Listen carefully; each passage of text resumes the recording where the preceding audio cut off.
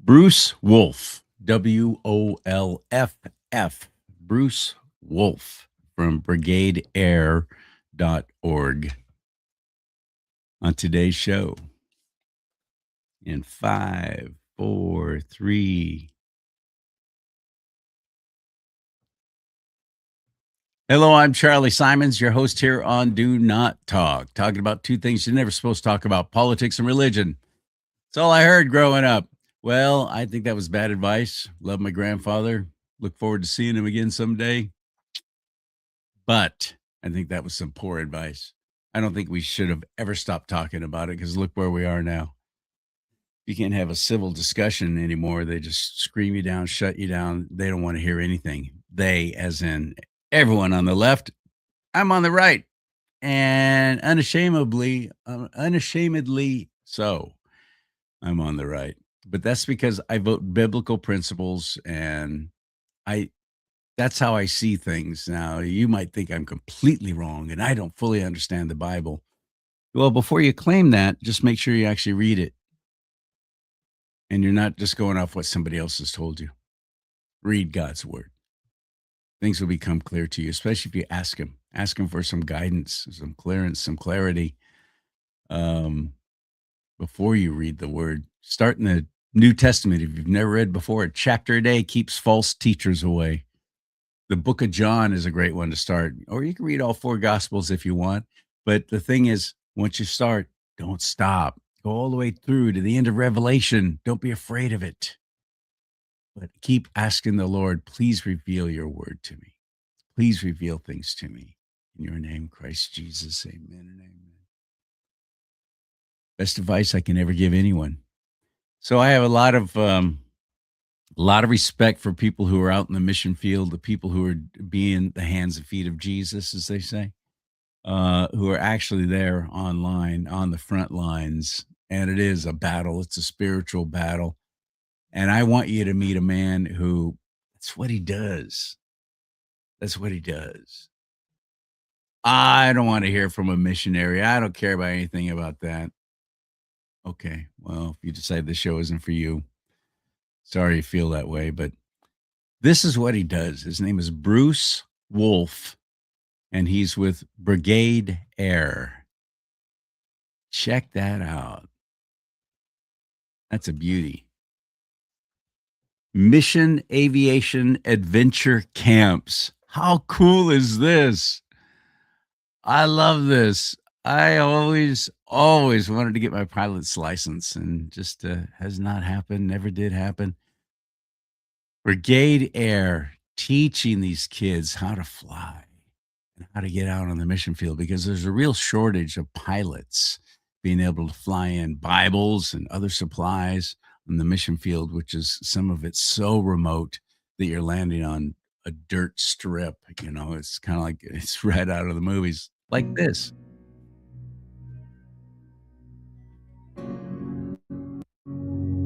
By the year 2030, there will be over 1 billion roadless people on planet Earth. That means no paved road to move materials or people in and out of where they live. Why is that an issue, roadless people? We take that for granted here in the Western Hemisphere. Most of missions work, church planting, Bible translation, is done in the majority world where there aren't any roads.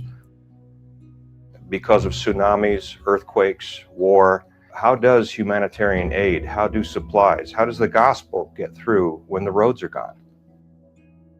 Missions aviation is how. A small plane can get into places where there are no roads.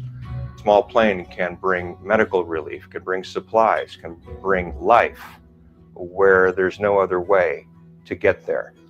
To solve the problem of transportation and communications in missions work, a large chunk of that solution has been already taken care of with the advent of the Quest Kodiak. It's a new aircraft that was designed for missionary aviation. It's taken into account all of the needs, the lack of aviation fuel, the short airstrips, the higher payload, to more efficiently bring people and supplies in and out of those roadless communities. We now have the technology and aircraft to do this. There's just still one large remaining problem. Who's going to fly those Kodiaks? Who's going to fly that missions aircraft of the future? Where are these pilots, these humanitarian and missions aviation pilots, going to come from? Over the years, missions aviation organizations have depended on two large sources of recruitment, the military and the airline. Missions for years would pick the low-hanging fruit available with pilots that already had a high degree of training. Today, we have to throw the seed much earlier and grow those recruits. From the time that they're the age of 14 to 18, we plant the seeds in their lives in hopes that they will one day become a missionary aviator. Brigade Air fills that need by introducing 14 to 18-year-olds through our camping program, through our mentoring curriculum, the full picture of missionary aviation. My name is Craig Hollander. I am Chief Pilot for Mission Aviation Fellowship in Kalimantan, Indonesia. Been here for 9 years, serving as pilot mechanic.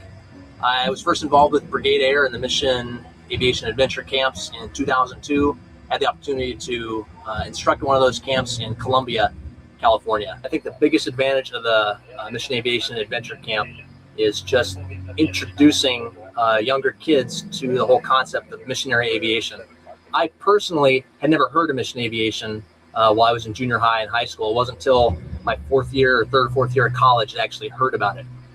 If I'd been introduced to it personally at an earlier age, I would have actually come here and been serving on the field about 3 years sooner. I think it's so important that we have more pilots and more mechanics in the future. Problem is, a lot of people just don't know that this kind of opportunity exists. And I really feel like God is calling young people. He was calling me even while I was in high school. I didn't know the specifics about missionary aviation. And if I had this kind of opportunity when I was a kid, it would have been just totally mind-blowing and eye-opening for me. So yeah, I would definitely encourage people to partner with Brigade Air. I just think it's a great ministry. Brigade Air is necessary because it's countercultural. Brigade Air can do in a week what the church and the local youth group cannot do. We get them away from the electronics, away from the cell phones. We get them in the cockpit of an airplane with an experienced pilot. We enable them to hear God's voice that may be speaking to them, but they just can't hear it. Who's going to fly that missions aircraft of the future? The recruitment shortage can only be solved one way, and that's by introducing young people today to the needs globally in hopes that God will lead and provide in their lives, that they will train to solve the future needs of missionary aviation worldwide. Please become a partner to our ministry. Visit brigadeair.org and help us reach those billion roadless people.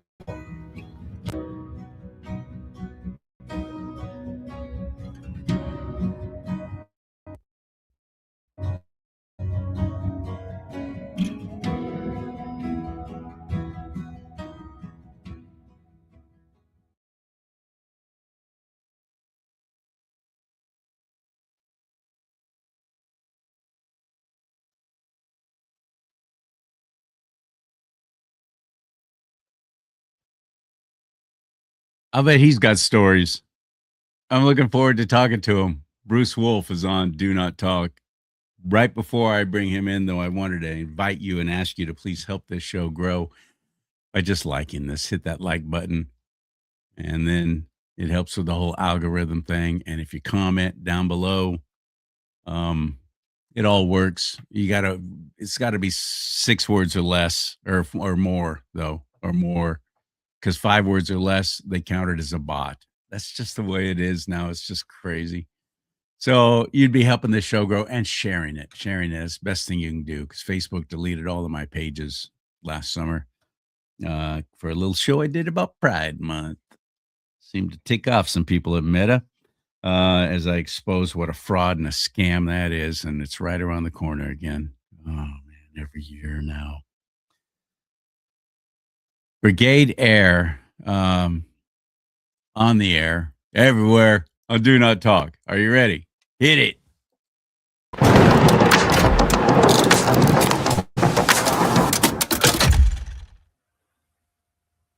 I am really looking forward to hearing your stories. Hello, sir.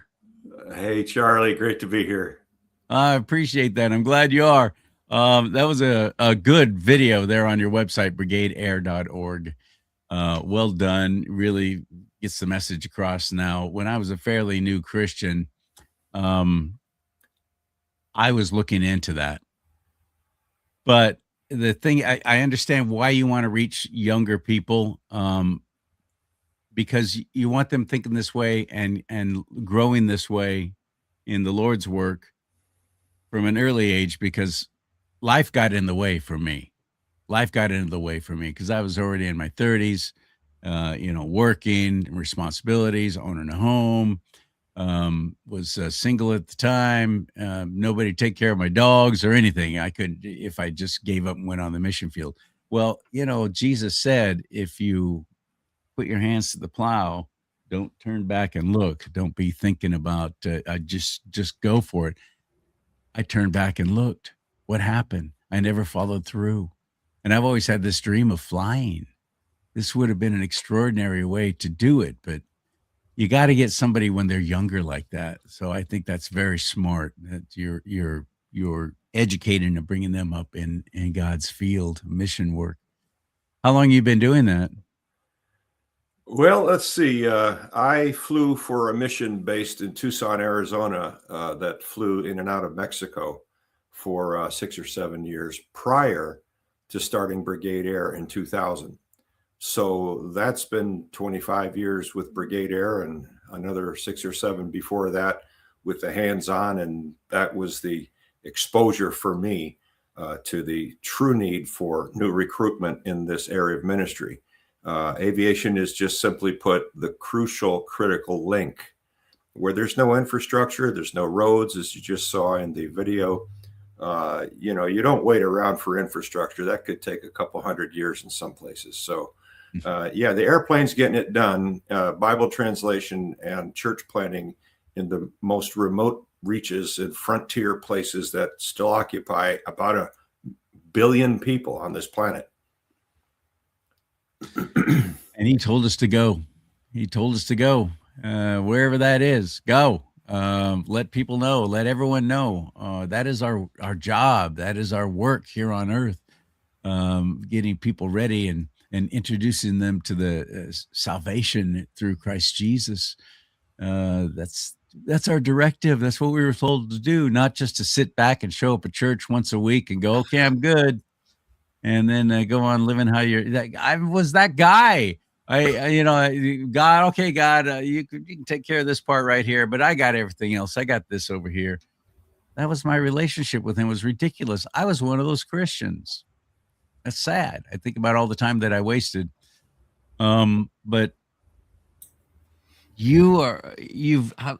you start off, were you a commercial airline pilot? Were you military? How'd you get this going? No, pretty circuitously. So there's a story before the story. This is the real one here we're talking about now, is impacting young people to go out and do the thing. As you just said, man, I was just ready to sit here and listen because you're you're saying it all, man. It's great. We were told. So people who call themselves Christians call themselves part of the Church of Jesus Christ. Here in the States, unfortunately, they're missing a big piece of it. Oh, yeah. Which was our marching orders. Jesus didn't tell us to do it if he felt like it. He said, as our commander in chief, these are your orders. This is why you're here, is to take this gospel to every nation, to all tongues, to all peoples and tribes. Funny thing, there's an attachment to that. When that job's done, he said he'd come back. So maybe there's a relationship between what we're doing while we're sleeping at the wheel here and the return of Christ. So let's plug that into our thinking when we see current events today. And there's a whole lot of cults and false it. religions. There's a whole lot of cults and false religions that are already out there on the mission field, leading people astray. And we never even think about going door to door, but that's what the early church did. That's what the apostles did, going to towns and literally just letting everybody know and preaching in the square. We don't do that. That's a great segue because the first true missionary was the Apostle Paul. And if we read his story in the book of Acts, whew, here's a guy going around killing all the Christians he could. He was he was an on fire Jewish guy who said, we're not going to let this sect pollute our Jewish doctrine and practice. And he went around literally murdering Christians. And Christ got a hold of him in a very dramatic way, appearing to him as a bright light, scared the liver out of him. He was blind for quite a while. And that guy, as intense a person as he was, highly schooled in Greek and in Hebrew, under Gamaliel, and as a Pharisee in Jewish education, you couldn't stop him. And here's the segue. Back then, the way Paul got around to do that was on those cobblestone roads that the Romans had just built. So he could walk, and on foot, he traveled the Mediterranean on that Roman road system. So God in his omniscience introduces Paul and the gospel and the planting of the first century churches through that man only when he had access on an all-weather road that the Romans had built. Well, if we're going to wait for roads today, like I said earlier, it's going to be a while. So, the U.S., we got the gospel from people who came here on ships. We've got a big ocean on both sides, And so pilgrims and the early settlers came here and brought the gospel with them. In the United States, we know quite a bit about that early history. But again, it required transportation. So in these remotest places around the globe today that don't have an ocean connecting it, that don't have a road system, aviation's the only way to get the job done. So yes, that's what I've been doing for 35 years. And as I said, it was circuitous. My folks were missionaries, but honestly, I wanted nothing to do with it. So that's really what the book's about, is how in the world did God grab a guy like me and do such a U-turn?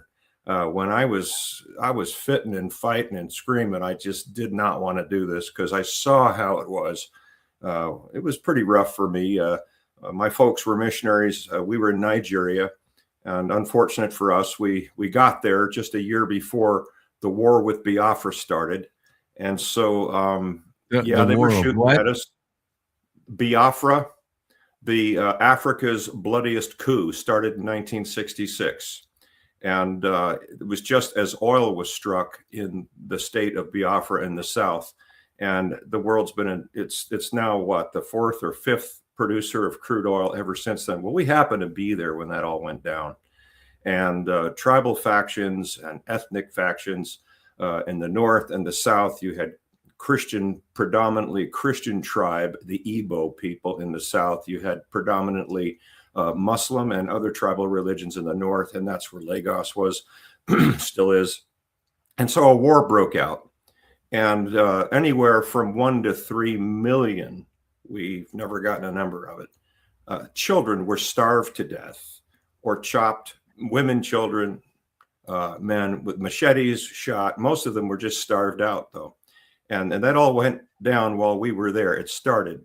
And so my dad, having been in the Navy first and then working for the Salvation Army, somehow that became a threat, and an assassin was sent onto the campus where my father was the principal of the Salvation Army Training College in Lagos, Nigeria. And 2 times in 3 months, our night watchman stopped an assassin on the campus sent there to take my dad out. So that was our cue.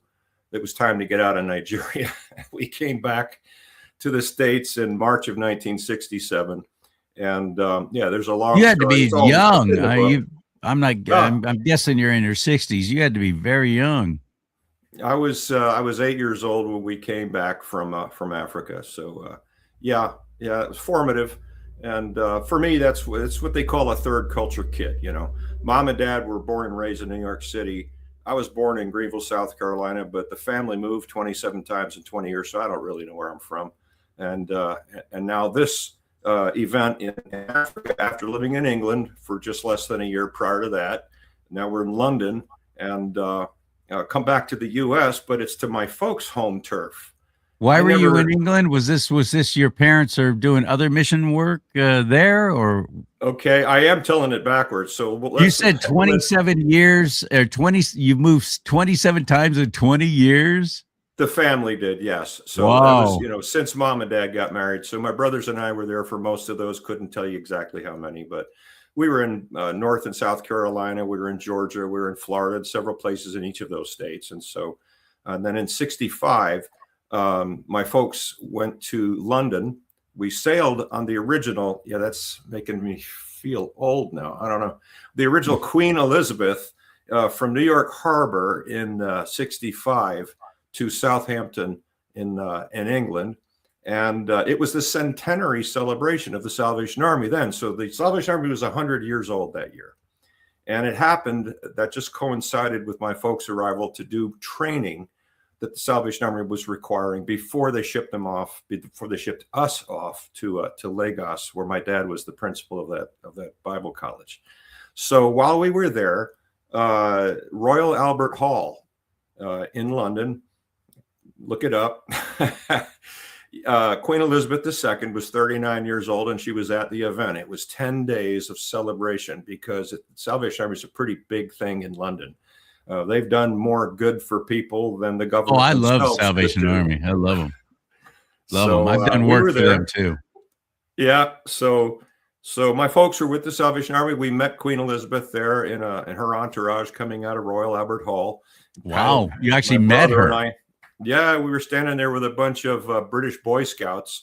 My dad saw the exit path that the entourage was going. We raced down the stairs from up on the second level and stood there with a whole pack of 100 or more British Boy Scouts. And as she came by with her white glove, she was patting all the little boys on the head as she walked through. So it didn't mean a thing at the time. But so, yeah, that was England for us. And where we lived was just on the outskirts of where Charles Dickens lived and did all of his writing back in the 1800s. So Crystal Palace Park. So these places, I tell you, I got quite a tour and education as a kid on stuff I knew nothing about, didn't care about then either. But, you know, that's where life took us. So from there, we went to Nigeria. And as I said, in our first year was when the war with Biafra broke out. And I mentioned earlier, they still coin it today, Africa's bloodiest coup. And it was over oil. In Africa, you know, they change their names like we change our socks. And it's usually over diamonds or gold or oil. And it never changes. So yeah, there was no such nation of Nigeria until like the 50s or 60s, I think. Well, the British in the late 1800s drew a line on a map. You know, they were pillaging the place for ivory, for oil, for whatever resources they had. And they're still doing it. They're doing good it at today. That. Yeah. Yeah. Stick with your talents. You know, yeah, they're good at it, right? So, you know, this line was so arbitrary, but they knew nothing about the tribal histories. But there's over 240 dialects in different languages just in Nigeria. And you got major tribal groups. You've got Hausa, Fulani, you've got the Igbo in the south, you got Yoruba in the north. British didn't bother to educate themselves on any of this. So just drawing a line through the middle of everybody's land and territory, it was a fight waiting to happen. And it's still going. Yeah. Oh, yeah. You're absolutely right. We saw that in the Middle East, where England and France did the same thing, carving up the Middle East. And all of a sudden the Kurds, who had their own country, don't. And next thing you know, they're a nomadic tribe. Well, wait, what just happened? There's huge, long decades, centuries of history of that kind of crap going on. Yeah, and what you saw happen last fall with President Trump and his clear signal to Nigeria, because they are the lead murderer of Christians on the planet right now. Yep. And that came through a fellow named Mike Arnold, who wrote a book on the topic, and all of a sudden it hurtled him into the front lines, into the headlines. And Mike's book shook things up, and President Trump got a hold of that and said, oh, yeah, I don't think so. And threatened them, cutting off funding to Nigeria if their government didn't intercede, because Christians are just getting mowed down with this, with the Islamic Jihad that's still going on there. Oh yeah. Well, those elements were there in 66 and 67 when we lived there. Yeah. And they don't waste bullets and killing you quickly with a shot to the head. They're big on torture and coming up with horrific ways to torture and murder people. They're just a barbaric, horrific, violent cult is what. So we skedaddled out of there for that same kind of thing going on back there in 67. Unfortunately, they can't leave. Most of them are, a lot of them don't have the resources to be able to bribe an official to be able to even get out of the country. It's awful, man. Because as you can imagine, that left quite a taste in my mouth. It's like missions. Yeah, right. Why would I sign up for more of that? Right. Were you flying from an early age? No. No. So you asked if it was military or airlines, neither of the above. So, I had to get square with God myself. You mentioned about a detour that you took, and the Lord might have been leading you in that direction long before he was me. So, I had to work through a lot of stuff over those years. It wasn't just the moves. My dad had a lot of issues from his own childhood that he just lived and did not resolve. He was a hit first, ask questions later kind of guy. So that was kind of hard to take as a kid, listen to him preach on Sundays. And then the rest of the week, the way he treated my mom and myself and two brothers, it was a setback, let's say. We could swap stories there too, buddy. How much time do you have? I get it. How old were you when you started flying, though? How did you get into that? So once I resolved the stuff, that seeking God's guidance is like, what do you want me to do? I got to college. I went to King's College, upstate New York, back in the day, and a Christian liberal arts school. And I began to deal with a lot of this stuff from my past. And I really wanted what God wanted. I wanted to follow. I wanted to trust and obey. And I began to open my mind and let God into that emotional part that was still in there that really hadn't ever been resolved from way back. So as God began to move and heal, I began to open myself up more and more and said, I've got technical skills. I could see myself working with my hands and doing this kind of stuff, having lived there. I also had gone back following King's College. I spent a short period in Swaziland in South Africa on my own in 1981. I've heard that's beautiful there. It is. It's gorgeous. It's also, but when I was there, most of the pineapple fields, which is most of Swaziland, was owned by Dole. Dole pineapples were everywhere. And I tell you, I ate about one a day while I was there. I wasn't supposed to, but I did anyway. So went back to test the waters and just see, is this really what you want, Lord? And then later, the revelation that I'm better with my hands than I am speaking and writing and preaching and all of that stuff. That just wasn't my thing. So after college, I married, had a family, and then I went back to school. I went to Moody Aviation down in East Tennessee. And it's part of Moody Bible Institute. And the aviation program was designed specifically to train guys to go into missionary aviation. The school was started in 1946, so it's been around a long time. They're still going. It's not in Tennessee anymore. It's in Spokane, Washington now. But we settled in, and for 3 years of Moody, it was airframe and power plant, the mechanic certificate as an aircraft pilot first, and then 2 years of flight training, which takes you from private license, commercial license, instrument rating, and then all of the electives like multi-engine and flight instructor rating and all of that you want to do after you finish their program. So, and then they shoo you in. You have a choice as a free agent to find a sending agency, a mission sending agency that needs you to do this kind of work. So I pursued with the small group that was based in Tucson, Arizona, moved my family there, and worked for those guys for 6 or 7 years, flying in and out of Mexico in support of church planting and Bible translation work in Mexico. And so it's while I was there, I learned, wow, the recruitment for this it's unheard of. I mean, nobody knows about this. I mean, this is the first time you're learning a lot of this, I'm sure, today. And we're sort of the church's best kept secret, and that's not intentional. It's just, you know, your time and effort and fundraising and everything goes into doing the work. Somebody else is doing the marketing, apparently. So now that I've been at this for 35 years, I find myself doing some of that writing and speaking, and maybe some more what we call marketing about it. We got to stoke interest, because it's still an unheard of but a vitally needed area of ministry, and we're trying to do that with young people. I think it's extraordinary. I want to know more. I want to encourage people to follow through and go to brigadeair.org. I want to encourage you to please do that and find out what they're doing, and get Bruce's book. Tell us about your book. Well, I touched on a few icebergs just now in the last 10 or 15 minutes, and the fully developed icebergs are all in that book. So yeah, all the stuff about Dad and how I got through that, and the step-by-step. There's a chapter, chapter 3 is called The Lamp. And what that's about is based on, my apologies, is based on a Psalm in Scripture, Psalm 119, 105. It says, "Thy word is a lamp unto my feet and a light unto my path." Well, it looks like just Hebrew poetry. Say the same thing twice with different words, right?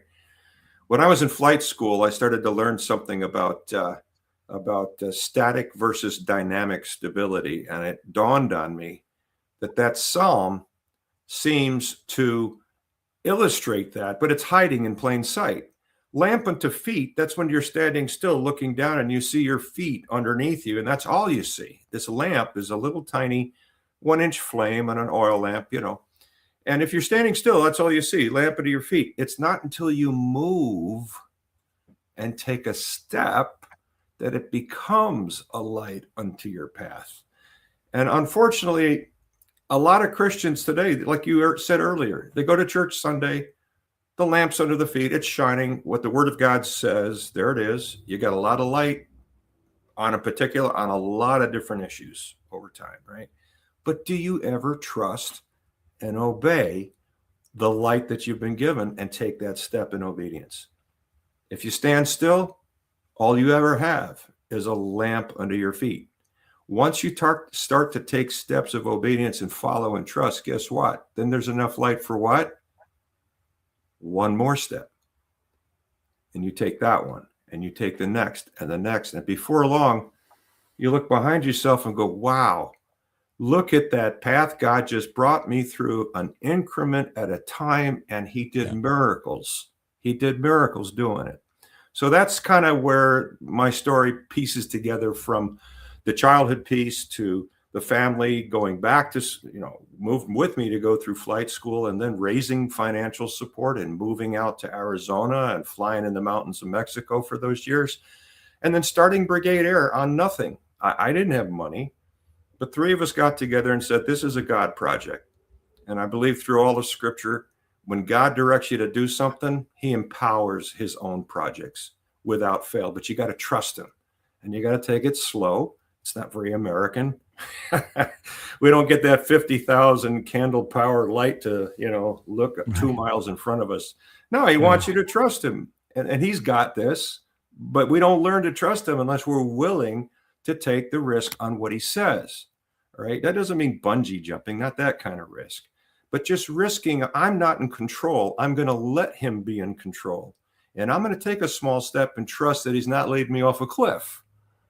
Take that step, and you go, wow, you keep that up after a while, and you realize he's everything the Bible said he was. He's good. He's loving. He's wise. He knows everything. He owns everything. And if you just trust him, guess what? He pays the bills. That's Matthew 6. Seek first my kingdom and my righteousness, and I'll give you everything you need to do it. He's been faithful to me for all these years, and Brigade Air is a living example of how God leads and provides in the life of somebody willing to trust him. There's another scripture I love in the Bible that I hear Christians quote all the time. Well, God wants good things for me.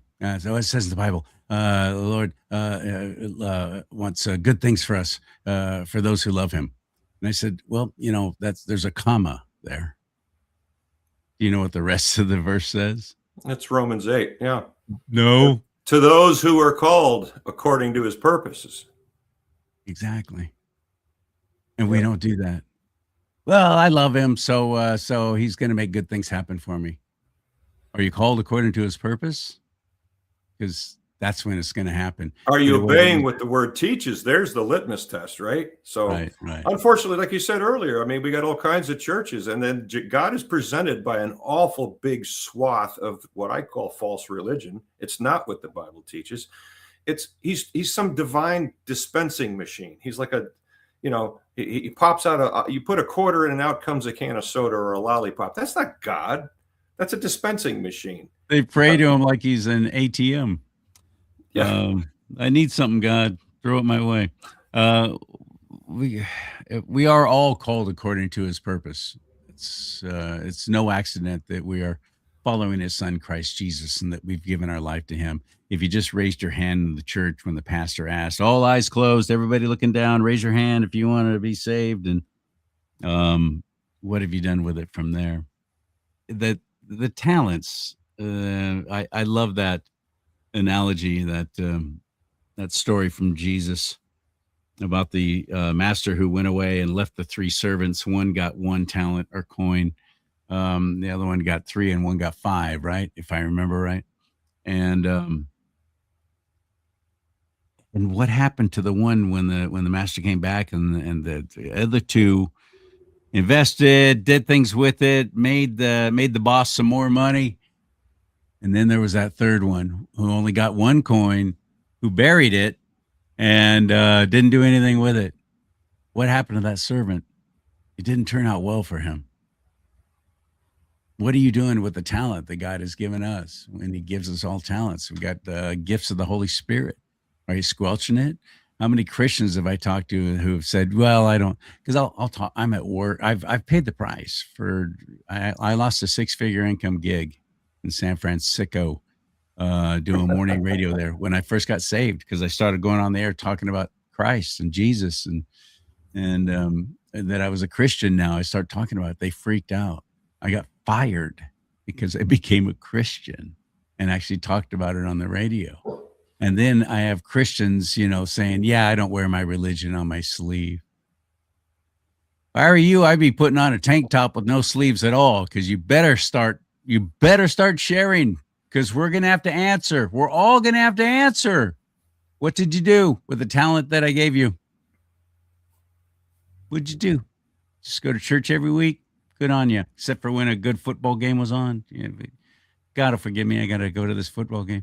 Going to church does not save you. But as Jesus said, if you love me, follow my commandments. That's what we do. And you got to actually read the Bible before. Don't let somebody else tell you what it says.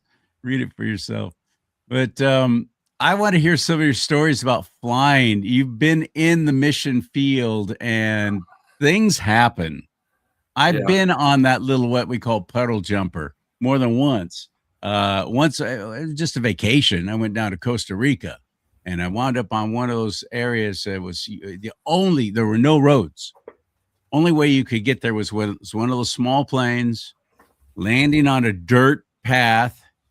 And then from there, we went to a boat and we had to follow this river for a long time till we got out to the ocean. And then that's where that camp was. And at 10 p.m., generator was off, lights out, everybody go to bed, go to your tent. And that was quite an adventure. That was my first time seeing the kind of airport and landing strips that you're talking about. Now, that was actually maintained. Now, imagine areas where you're lucky if you find an open space like that. That's not going to, you got to think about grass or weeds, any kind of vegetation there, because that'll catch up a plane that's coming in, caught on the wheel, boom, you're nose diving. There's all kinds of things to think about and consider. Give us some of these stories.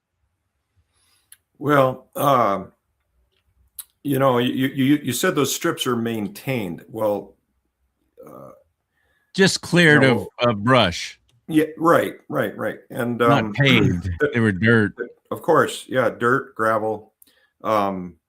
So in order for aviation to be that crucial link, you know, a cleared stretch of jungle, or if it's in an arid region, you say puddle jumper. Now, there's a lot of stories that pop into my head with that, because there's the stories of what I was flying mostly was in a Cessna turbocharged 206. A Cessna 206 was six passenger airplane. And that's kind of been the workhorse of the mission aviation fleet for a long, long time, until in the past 15 years, that airplane that was in the video at the beginning, the Quest Kodiak, came as a solution to land and take off out of any of the airstrips that a 206 could get into. Only it could carry 3 times, sometimes 4 times the payload. Good. It's a turbine engine.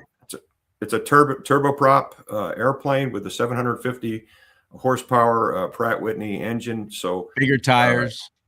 It's to people who aren't familiar with the plane, it reminds them of a Cessna Caravan.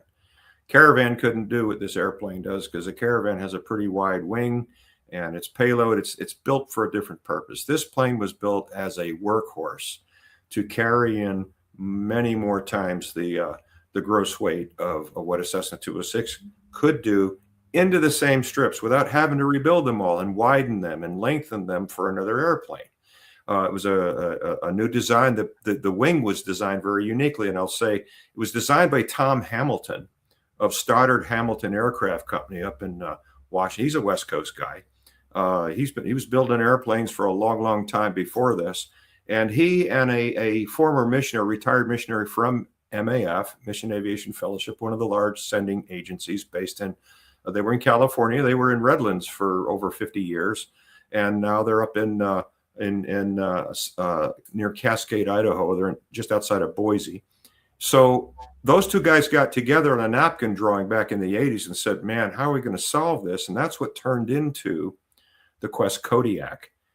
So that airplane still helps solve it, but it's now using jet fuel, not avgas, the blue stuff that is getting more expensive, and places around the globe it hasn't been available for many years. So in order to keep going, you've got to have something with a turbine engine that flies on jet fuel. Well, that's what this turboprop airplane does.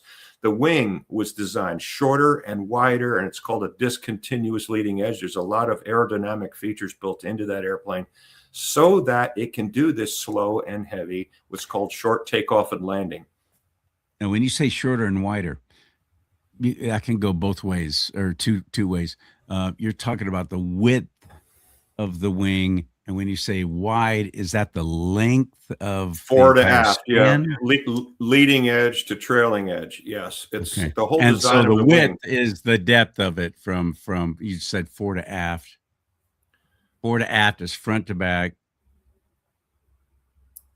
And length, the length of the wing is side to side. Port and starboard. I'm trying to remember these terms.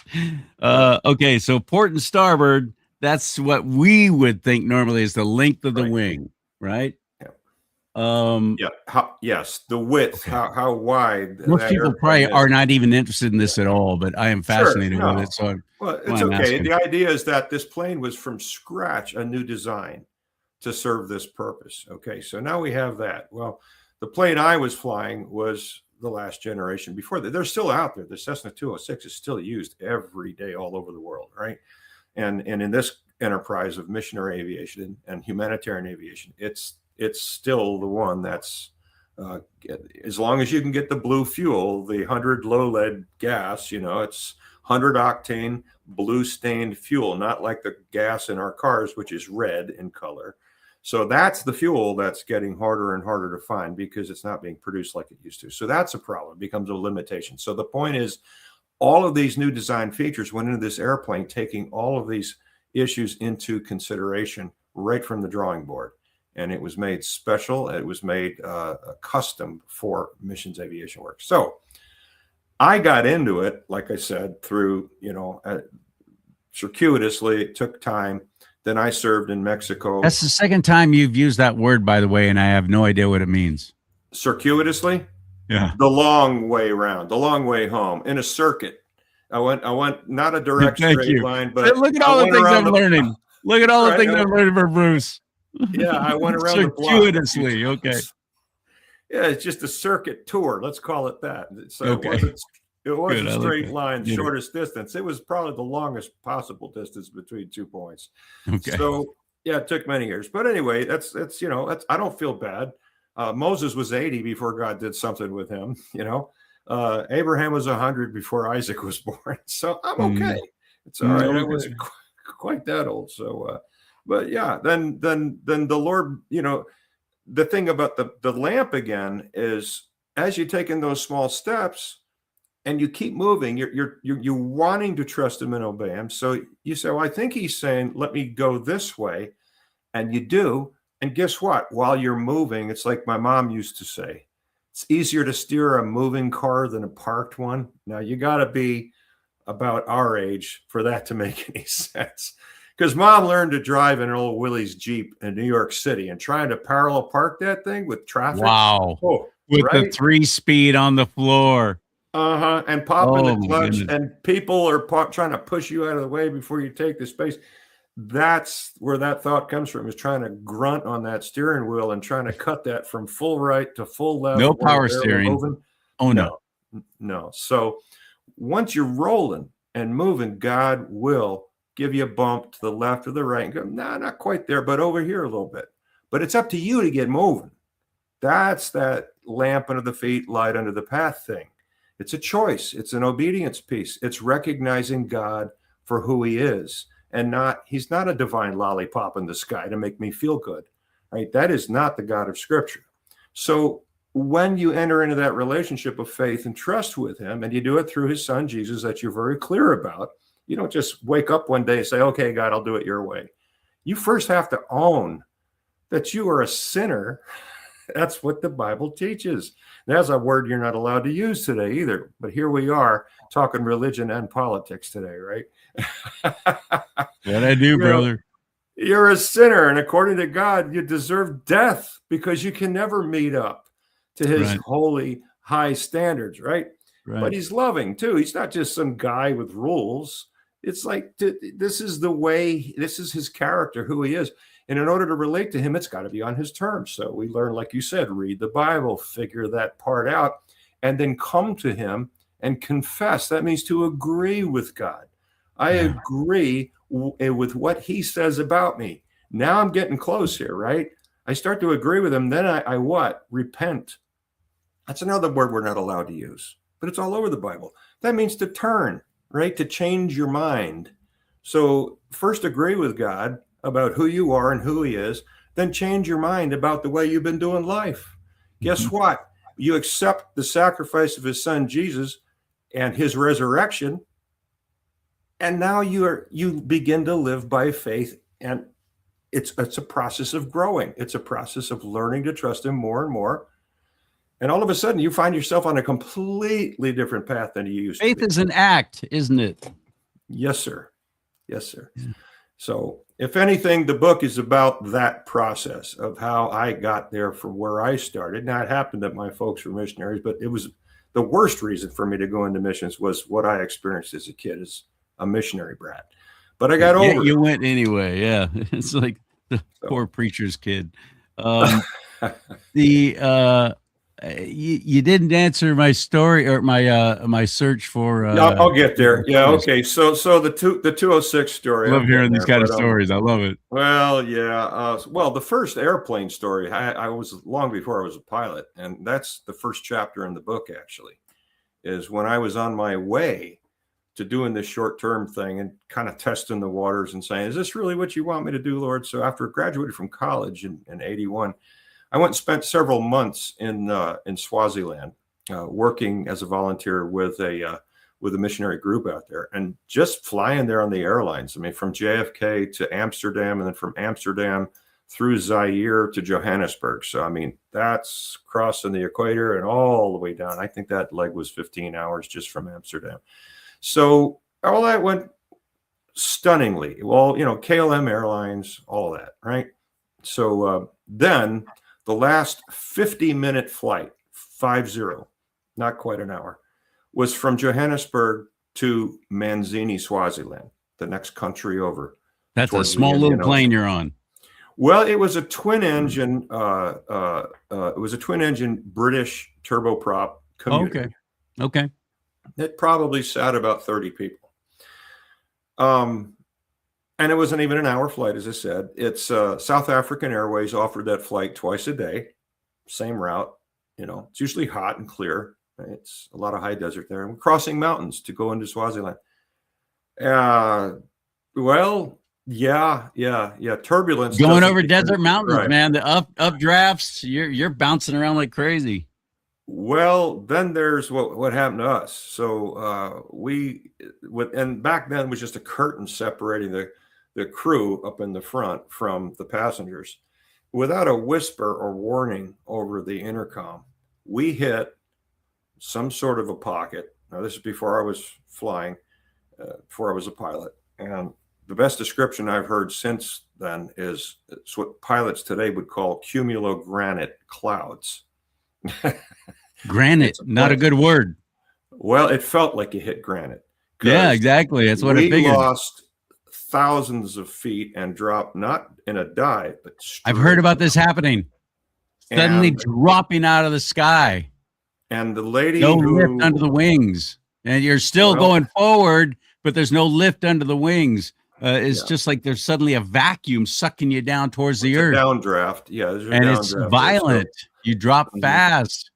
And when that happened, the gal with the drink cart, we called a stewardess back in those days, she came off the floor with that stainless steel cart, and it was her shoulders were pinned to the ceiling as we were falling straight down. And when we hit the bottom of that air pocket, it was as though we hit the ground. And she slammed down, and she was bloodied and crying. And there was, back in that day, it was real china and real silverware, British tea time, right? And yeah, it was a mess. And some people were cursing, some were vomiting. And the funny part in that chapter was in the British design, left side was smoking and right side was non-smoking back then. So I remember those days. I remember my dad was a smoker when they started in California, put it in non-smoking sections. We had to sit in the smoking section. It didn't matter where you were sitting. Smoke seems to travel. I got off that plane and I thought, what in the world have I done? This is my first experience on my own and trying to test things out and say, God, you're really leading this way. And I almost died in that airplane. I mean, the wings and the engines were still attached, and how, I don't know. But anyway, that was not me. But one time coming back from it's like a rogue wave. It's like a rogue wave. If you're a sailor, it's a very similar kind of thing. Nobody can explain what happened. How did this happen? Where did that come from? What was that? Well, they can explain it, and that was the hard part to swallow. Was this crew up in the front made that same flight twice every day, 5 days a week. That hour flight, 45-minute flight out and back across those same mountains. The prevailing wind is always off the Indian Ocean. When you're flying east, the wind is in your face to the west, and there it is over that ridge. And they experience what's called a mountain wave.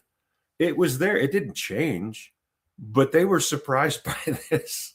And they never even made a call to the back to say, folks, you need to tighten your seatbelt. So I was lost on how let the flight crew know. Let that poor stewardess know. Oh, that's awful, man. So anyway, that was that, and that was somebody else's real story. But I was coming back from El Paso to Tucson with one of our 206s with the mission.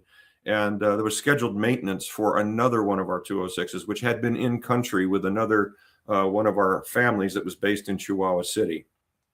We did all the maintenance back in Tucson. So we'd bring them out of Mexico and do it at our hangar in Tucson. And so I took a fresh airplane, let's call it, one that had just been through an inspection, and met up with the other pilot in El Paso. He came up out of Chihuahua City with his plane. We swapped airplanes. He took the fresh one back into Chihuahua, and he continued to do the work he normally does. I took the stale airplane from El Paso back to Tucson, and that's where things got interesting. Was it was, 90 degrees. I was in a t-shirt when I left El Paso. And the closer I got to home base, which was Ryan Airfield, just 12 nautical miles past Tucson International Airport. So, just west of it, a squall had been developing. I saw it building as I was heading farther west. So I knew I was going to be running into weather. And all the reports were it was a violent thunderstorm. So you don't tangle with them.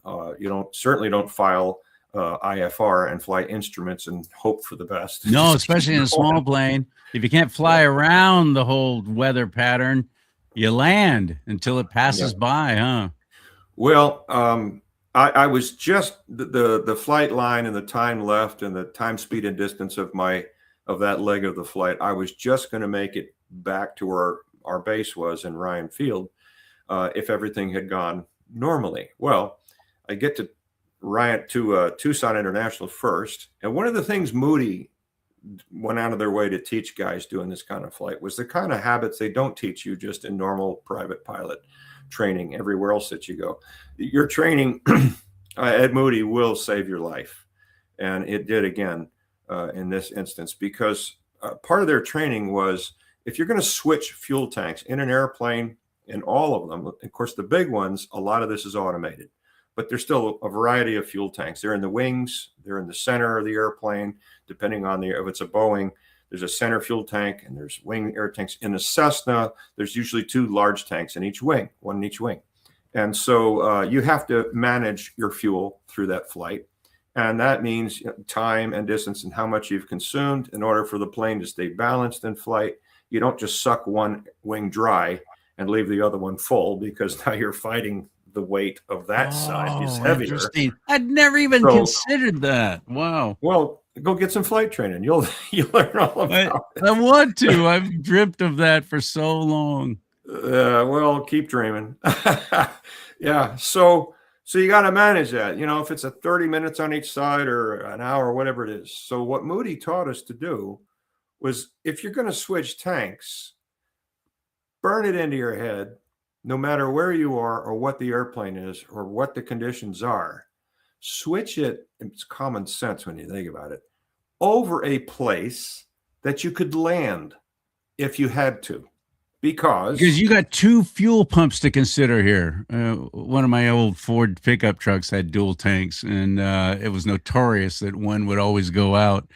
This is not like that. This is 2 separate tanks with a valve to control where the fuel comes from, but it's just one fuel pump, one engine-driven fuel pump up in the front, okay. Right? Okay. So those 2 tanks drain into. I know listeners don't want to hear all this, but it's a header tank that those 2 tanks drain into first, and then it pumps into the engine up in the front. So you got this turbocharged, 325 horsepower, air-cooled engine up there in the front, and you're cruising in that airplane at about 160 miles an hour. And so in order to switch the tank, you got to lean down, and there's a valve on the floor there between the pilot and co-pilot seat. So you reach down and you turn it from the one tank pointing to let's say it was on the left tank, and I'm switching to the right tank now.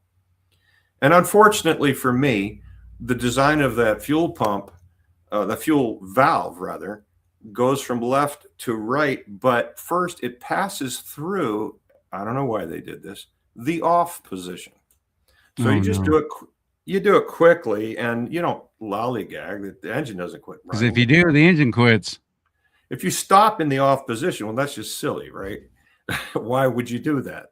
Well, for me that day, I was switching from left to right, and the fuel selector handle came off in my hand, and I'm holding it and going, oh, that's not good.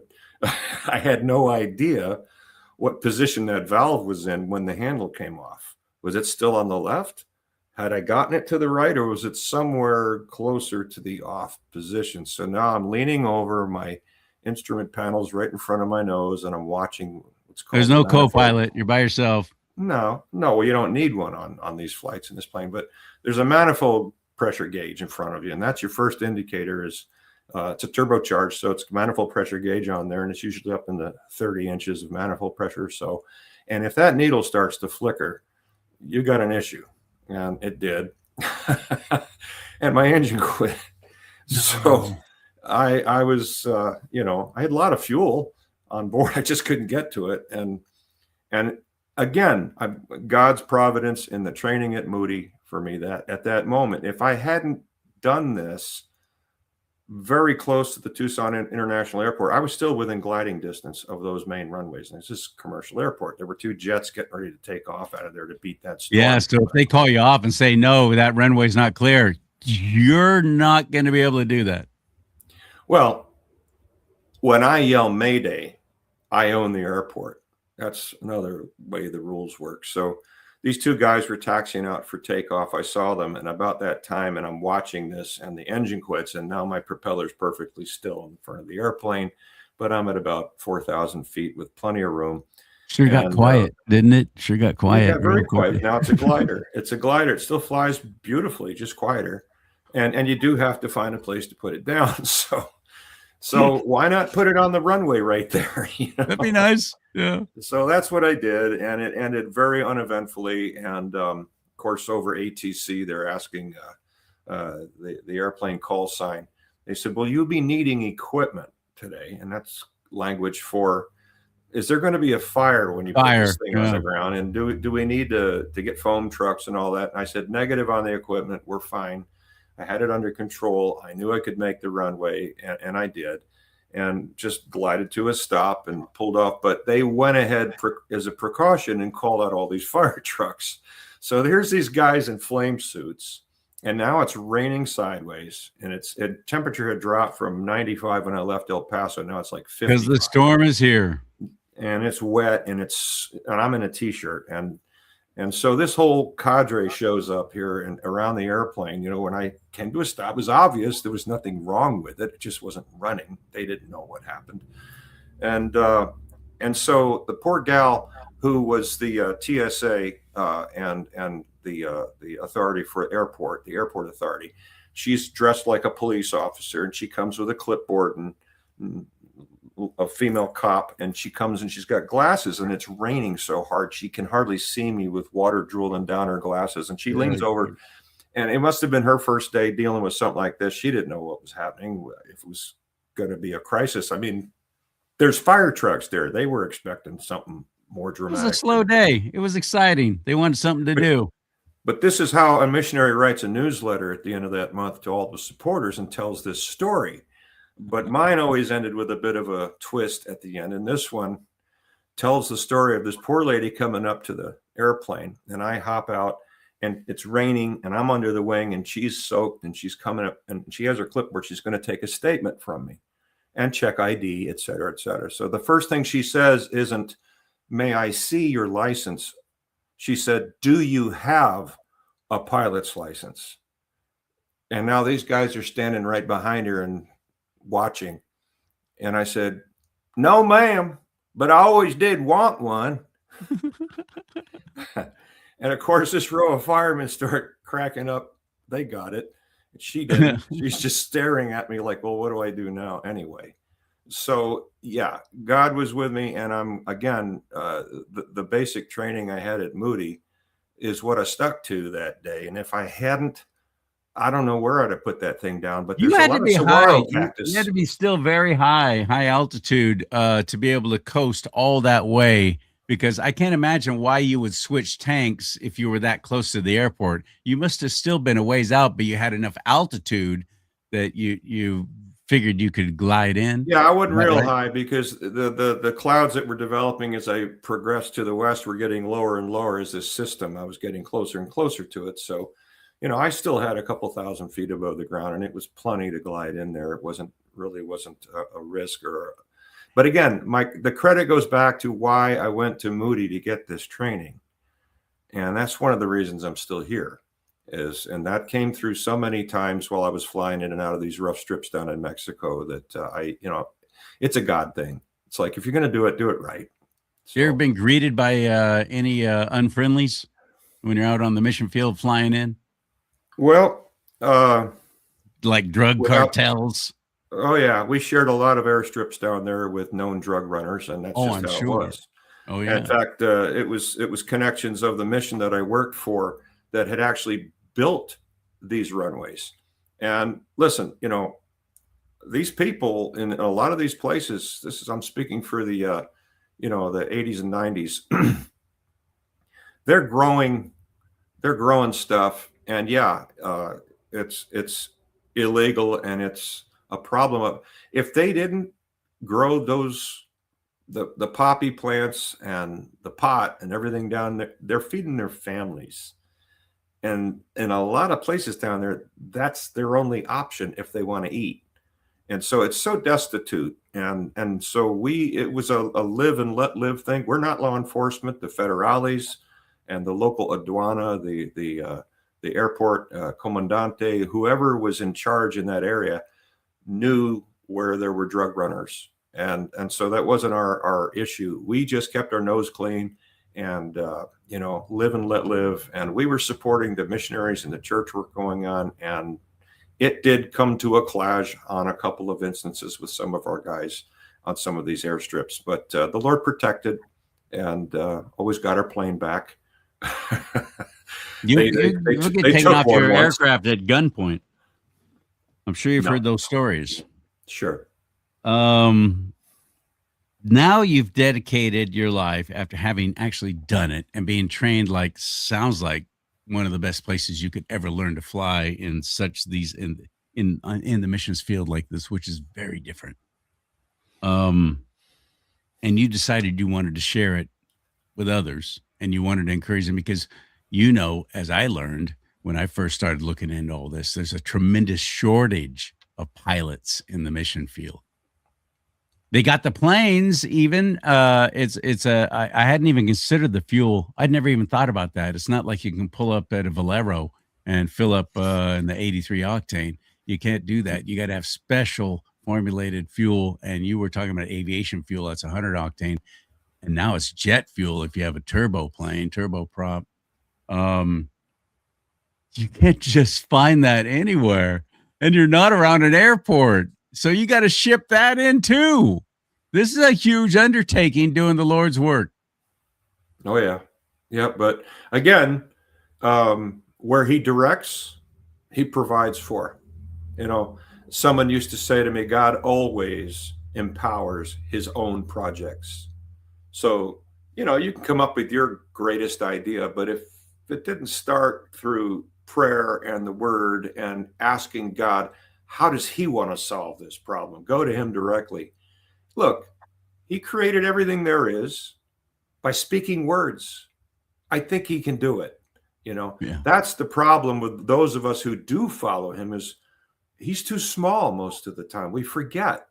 It's so easy. We're so preoccupied with, you know, the ABCs, attendance, buildings, and cash, you know, that we just forget, wait a minute. My Heavenly Father made everything I can see and everything I can't see with words. He speaks and things happen.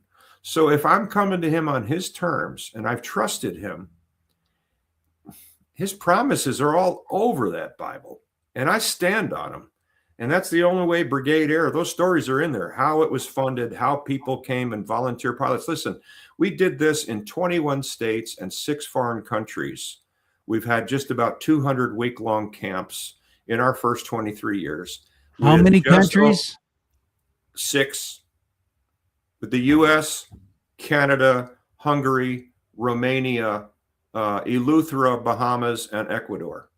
So about 200 week-long camps, usually about 12 campers, small group on purpose, with 2 or 3 pilots and 2 airplanes, all volunteers. And it's hands-on. Loaned aircraft. We owned one. We have one Cessna that was donated to us, and it became a community project. In fact, Franklin Graham gave us a very generous donation to retrofit and rebuild that airplane. And MAF donated aircraft radios. Mercy Air in South Africa gave us a GPS system that they didn't need anymore.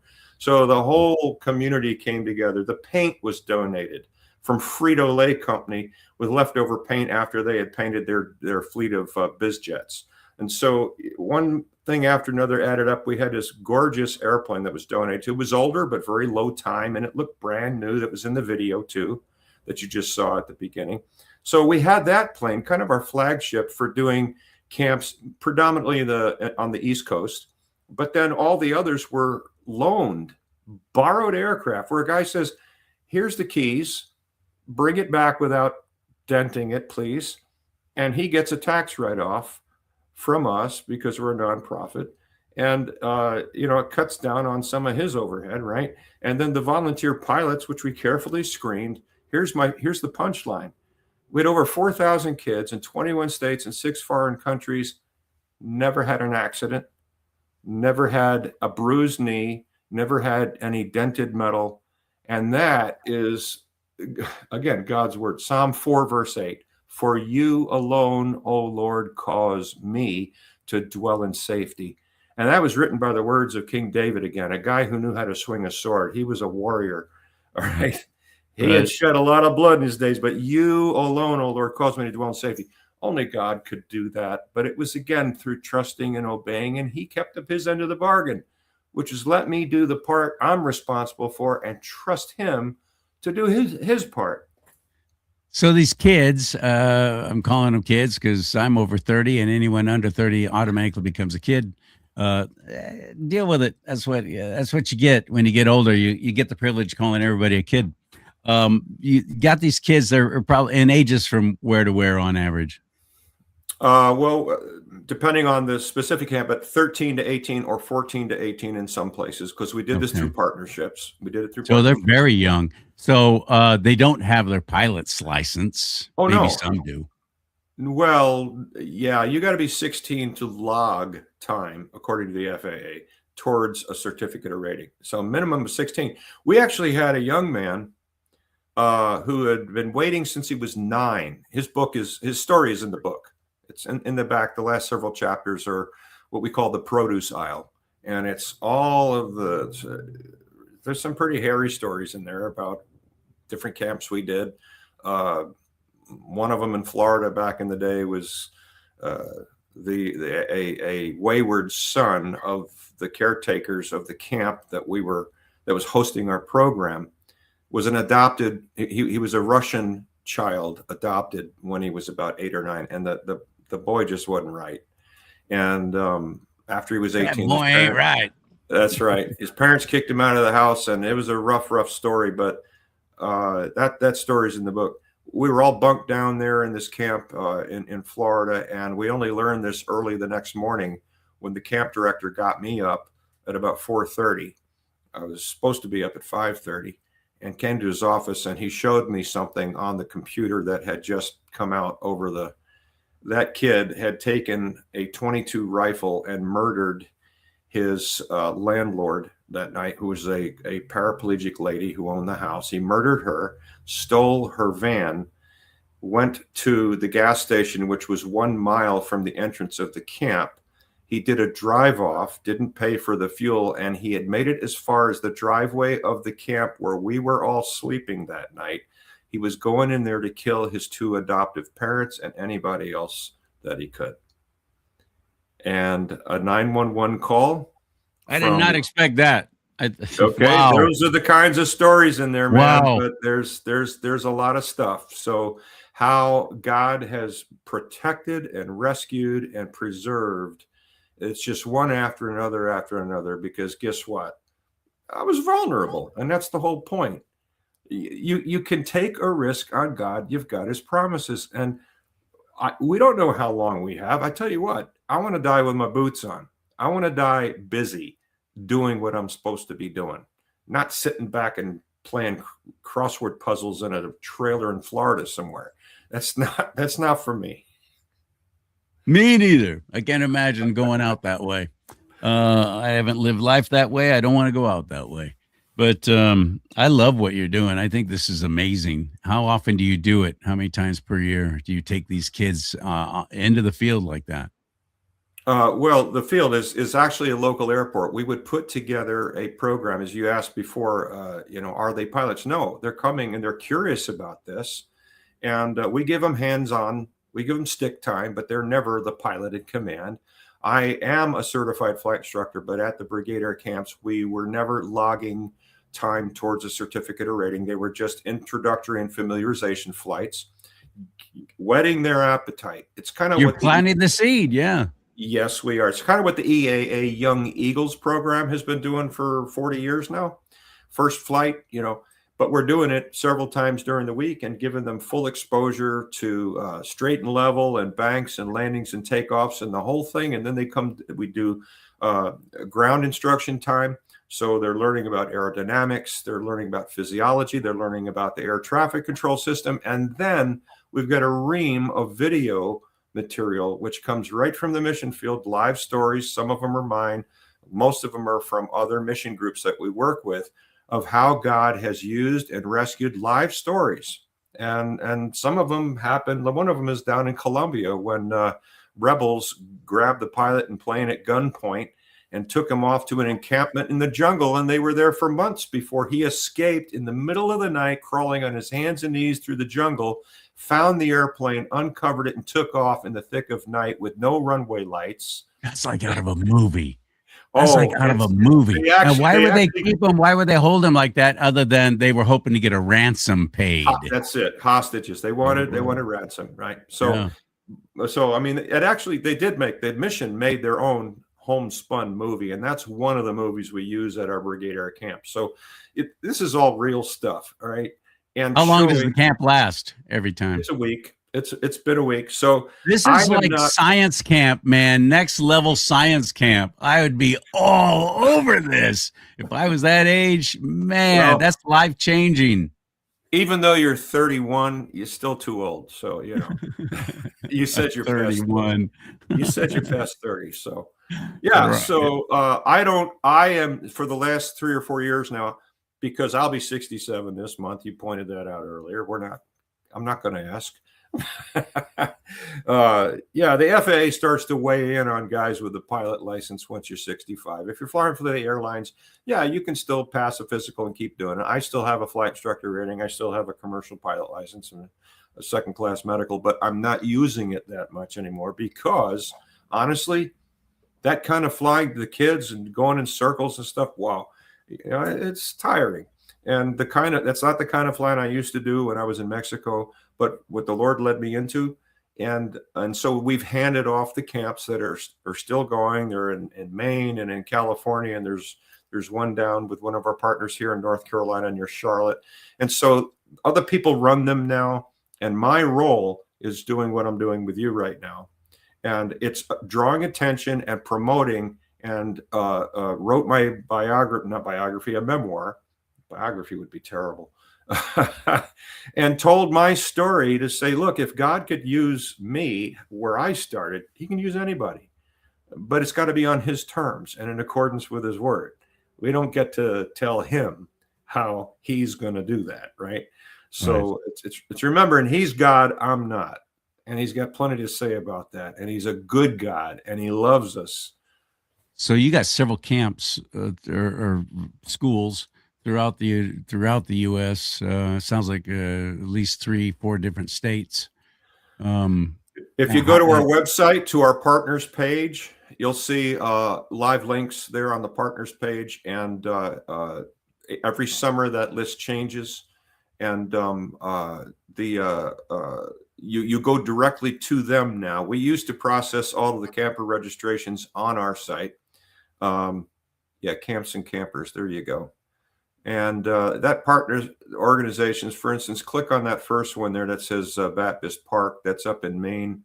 That camp's been going for 16, 17 years now. I've lost track, but it'll go to their page, to their site. JARS has one. That's the one that's in North Carolina. And so I don't have to do the hands-on management and processing and buying the insurance and all the logistics.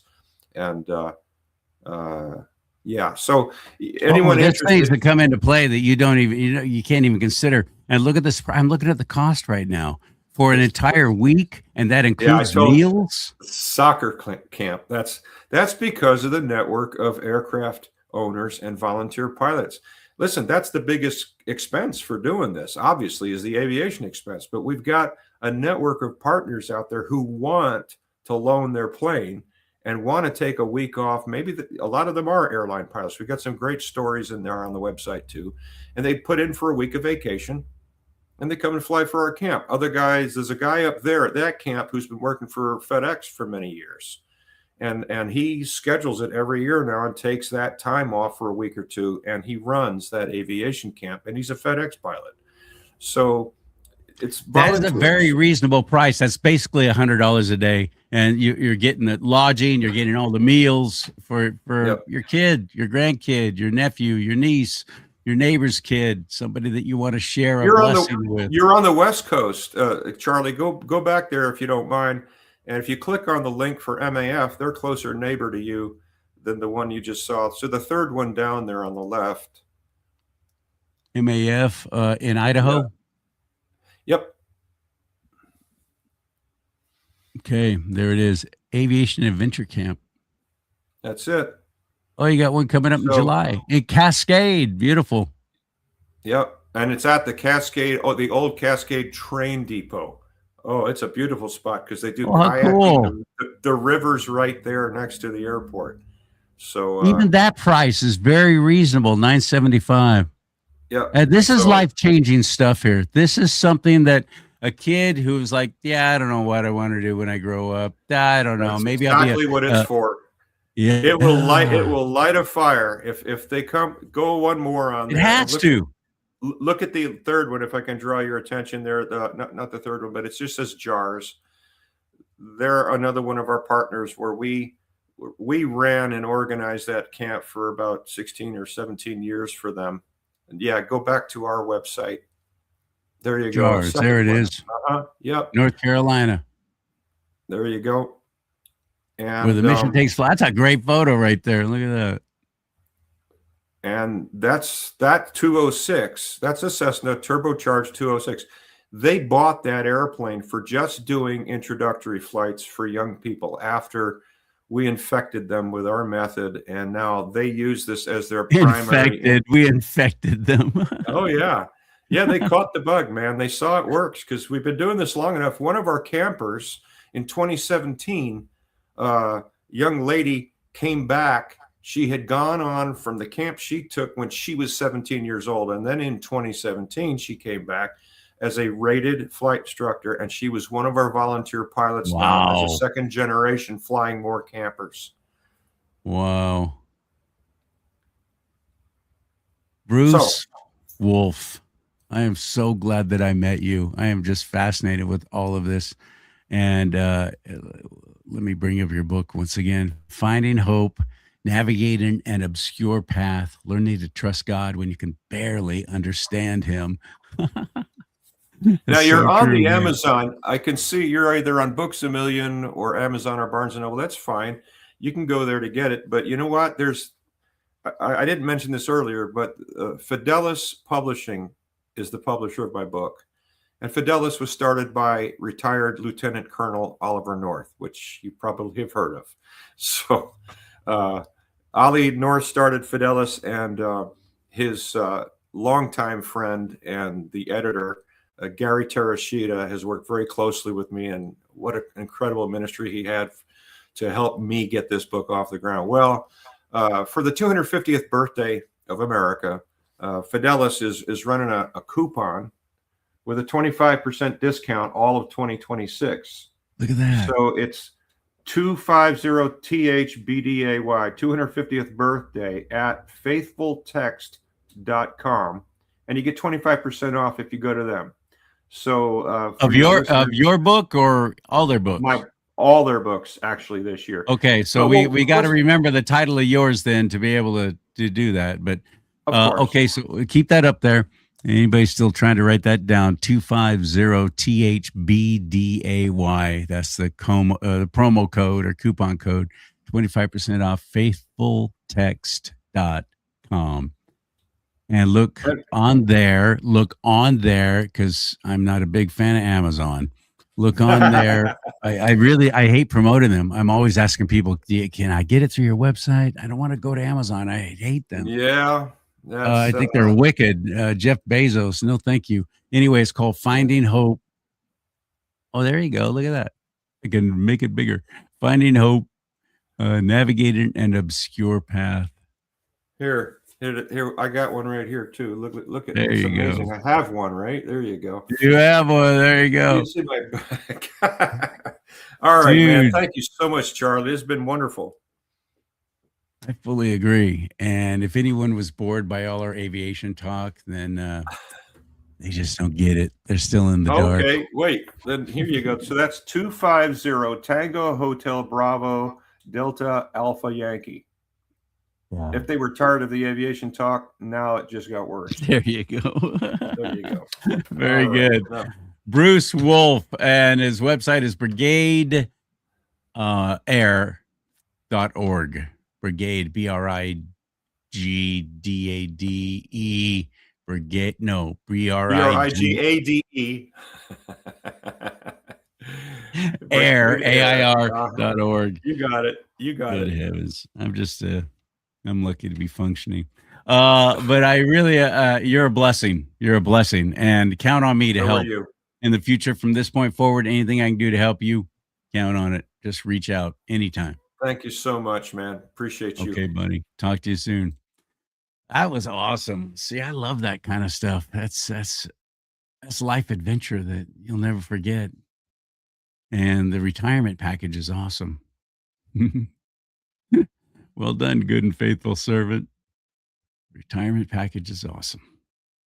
Go to my website. Hey, Bruce, you need one of these mugs on your desk or behind you there, or you can be drinking out of it during your other shows. Let's talk about politics and religion. You need one of those big old 15-ounce coffee mug. Of course, it's red, like the Republican that I am. I got hats, I got shirts, I got all kinds of stuff on my merch store at charliesimons.com. Oh, my little scroll thing is gone. Forgot I turned it off for Godcast. Anyway, charliesimons.com, CharlieSimons.com. May God bless you and keep you. May God bless America. But most importantly, America bless God